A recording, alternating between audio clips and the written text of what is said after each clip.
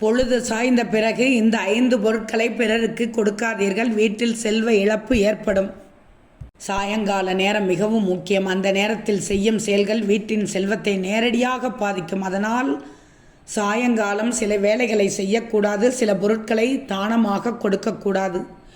மாலை 5 மணிக்கு மேல் யார் கேட்டாலும் பால் தானம் செய்யவோ அல்லது கொடுக்கவோ கூடாது. பாலுக்கு சந்திரனுடன் தொடர்பு உள்ளது. சந்திரனின் அடையாளமாக பால் கருதப்படும். அமைதிக்கும் நலனுக்கும் காரணமாகும் பால். அந்தி சாய்ந்த பின்னர் யாருக்காவது பால் தானமாகவோ அல்லது கடனாகவோ கொடுப்பது வீட்டின் நேர்மறை ஆற்றலை குறைக்கும். நிதி நெருக்கடி ஏற்படும்.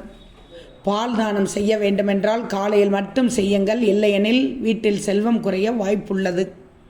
ஒவ்வொரு வீட்டிலும் தயிர் இருப்பது இயல்பு.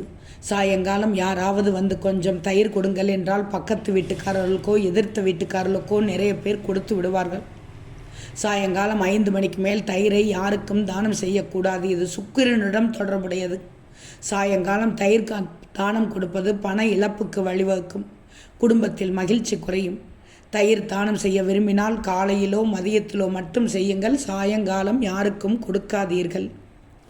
வீட்டில் உப்பு திடீரென்று தீர்ந்து போனால் பக்கத்து வீட்டில் கேட்பது இயல்பு. அப்படி உங்கள் பக்கத்து வீட்டுக்காரர்கள் கேட்டவுடன் உப்பை கொடுத்து விடாதீர்கள். சாயங்காலம் உப்பு கொடுப்பது அல்லது தானம் செய்வது வீட்டிற்கு எதிர்மறை ஆற்றலை வரவழைக்கும். உப்புக்கு சனி ராகு கிரகங்களுடன் தொடர்புடையது. சாயங்காலம் 5 மணிக்கு மேல் உப்பை யாருக்காவது கொடுத்தால் நிதி சிக்கல்கள் வரும். எனவே பகலில் மட்டும் உப்பை தானமாக கொடுங்கள். சர்க்கரைக்கு சுக்கிரனிடம் தொடர்புள்ளது. சுக்கிரன் வீட்டில் மகிழ்ச்சியையும் நலனையும் தருவார். சர்க்கரை வீட்டில் இருப்பதும் மகிழ்ச்சியை தரும். சாயங்காலம் கழித்து சர்க்கரையை யாருக்காவது கொடுப்பது பண இழப்பு அல்லது திருமண வாழ்க்கையில் பிரச்சனைகளை ஏற்படுத்தும். சர்க்கரை தானம் சூரிய அஸ்தமனத்திற்கு முன்பு மட்டுமே செய்யணும். சூரிய அஸ்தமனத்திற்கு பிறகு யாரும் சர்க்கரையை தானமாகவோ அல்லது இலவசமாகவோ கொடுக்க வேண்டாம். குருவுக்கும் மஞ்சளுக்கும் தொடர்பு இருக்கிறது. குரு பலமாக இருந்தால் அந்த நபர் ஆரோக்கியமாகவும் மகிழ்ச்சியாகவும் வாழ்வார்கள்.